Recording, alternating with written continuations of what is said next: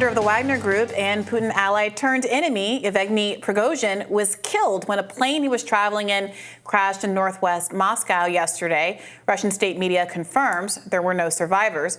Prigozhin, once one of Vladimir Putin's closest allies, formed the private military Wagner Group in 2014 as a proxy to support Russia's objectives in the region.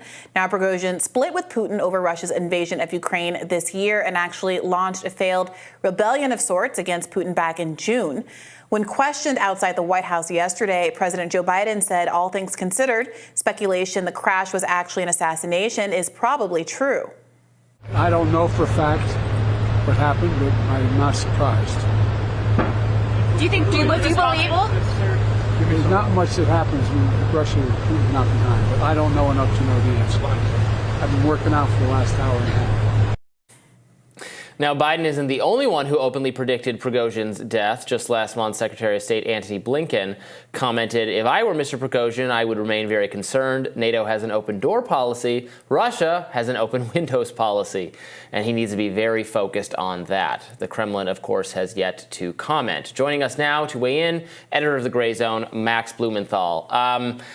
I'm just going to say it. I absolutely think Putin had the plane shot down, and of course we need to wait for more information. But that is I would bet good money on that. What's your view of what has transpired? Well, I've been working out for the last hour and a half, so I really can't comment. I haven't been paying attention. You have a running push-up count, and you're 1,001, 1,002. Okay, I'll take your comment now. Yeah. It's actually just physical therapy. I was just lying there. But no, Robby, I mean, I can't speculate, and that would be something that would be logical to deduce based on everything that's happened. The fact that not only Yevgeny Prigozhin, but several other lieutenants of his, key figures in the Wagner leadership, were on that flight. The Kremlin has faced so many challenges to its leadership. The primacy of the Kremlin is of absolute importance to the Russian leadership. Not just Putin, but also the military leadership. And the collapse that we saw of Russia in the 1990s came about through the erosion of the Kremlin's primacy. So here comes a major threat to the Kremlin's leadership from Prigozhin, a longtime business associate of Putin from Putin's days in St. Petersburg. And he actually staged what amounted to a coup. They managed to come to some kind of détente. And throughout the last few weeks and months, we could have imagined that the Russian intelligence services and the Kremlin itself were looking for the right opportunity to head off this rogue element. No country would allow an element like that to function within its realm. However, there are many other people and elements that might want to kill him, from mafias to Western governments to the Ukrainians.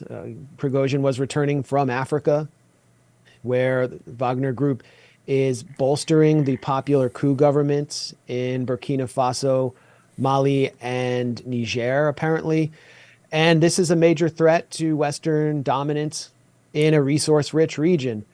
So I can only speculate, but I can also tell you that Telegram channels that are pro-Kremlin, or very supportive of the war effort, Russian nationalist channels, some of them are celebrating what took place and hearkening back to comments by Putin when he said there's one thing I cannot forgive, and that is disloyalty. Well, help us understand what happens next, because as you've pointed out, the Wagner Group has been really instrumental in some of the biggest successes for Russia in the war in Ukraine. And as you just referenced, in bolstering, supporting some of these popular coup governments in Western Africa. Before the coup attempt, the perception was that it was this kind of significant asset for the Kremlin, insofar as it was described to me by an expert as a group that doesn't do anything without the Kremlin's control, but still has plausible deniability and is able to be this very effective pseudo-independent arm of the Russian government. What happens now to the Wagner Group, generally speaking? Can it continue and be useful and successful for the Kremlin going forward with just different leadership, or is it over? Well, the plausible deniability has been gone for some time.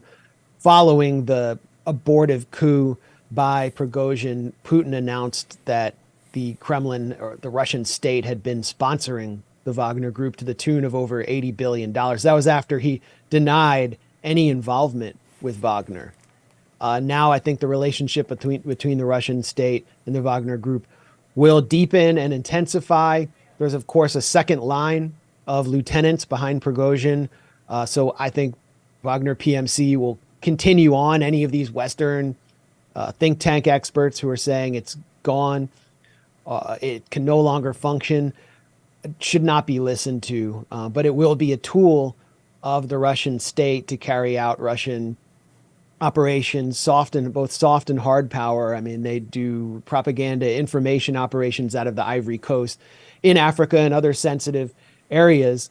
And it's funny to me. I can't go on without noticing how Prigozhin is being portrayed in Western media now. It's as if he's Solzhenitsyn or Tolstoy or something, that he's just, his only crime was writing some satirical novel about Putin. He was referred to as a dissident by the New York Post. And if you watch closely, Nikki Haley was openly lamenting his killing as though he were some brave political activist who'd been thrown out of a window.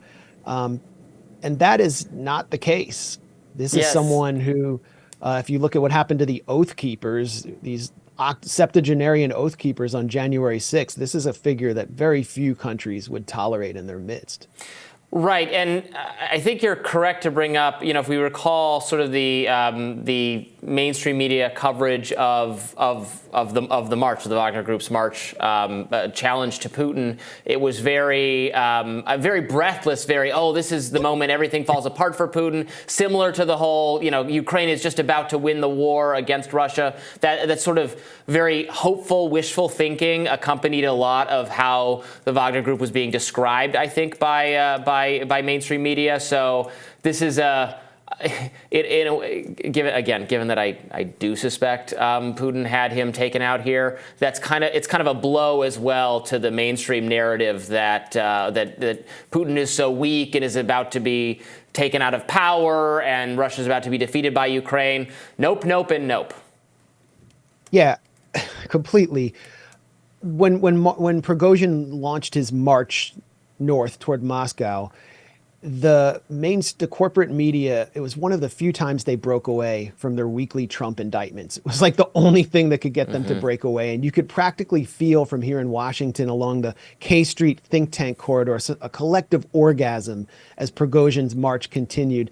Then when it stopped, as I expected it would, and negotiations took place, and the Kremlin began to assert itself, it was coitus interruptus for the arms industry-funded, lanyard-wearing Beltway think tankers who exist to fantasize about Russia returning to the 90s where it's balkanized and oligarchs are suddenly taking control of its resources and selling it off and shipping away state assets to the West. So the elimination of Prigozhin serves obviously the Kremlin's interests and cuts against the agenda of balkanizing and weakenizing Russia by undercutting its centralized economic and political model. And so if you look at who benefits, I would say the Russian state benefits. That doesn't mean that there aren't other interests involved or other elements who might want to create more friction between Putin and Wagner. I'm just speculating. But I think it's pretty obvious who benefits.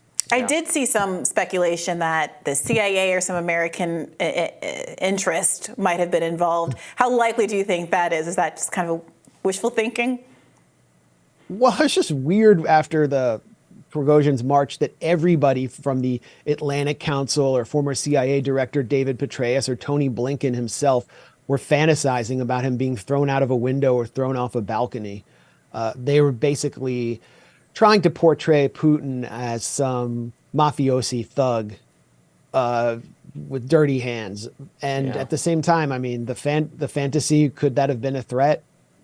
who's to say? Putin has announced today that Prigozhin played an important role in Ukraine, that they had worked together in business and they were friends at one point. He announced an investigation. I mean, you kind of have to do that. It's not like he's going to come out and take credit and say, F around and find out, bro. Yeah, I bet he's really going to shed some tears, some big fat crocodile tears at that funeral. Max Blumenthal, thank you so much for joining us. Yeah, I just want to say, though, I'm speculating Prigozhin's death had been predicted, or he was pronounced dead in 2019 after a plane crash. So this entire discussion could prove untrue at some point. Just want to give myself a caveat there. Fair enough. But thank you for having me. Fair enough, and we appreciate the the hesitant tone. We're all reporters. We want to not be sensationalist and make sure viewers get the truth. Thanks very much. Appreciate it.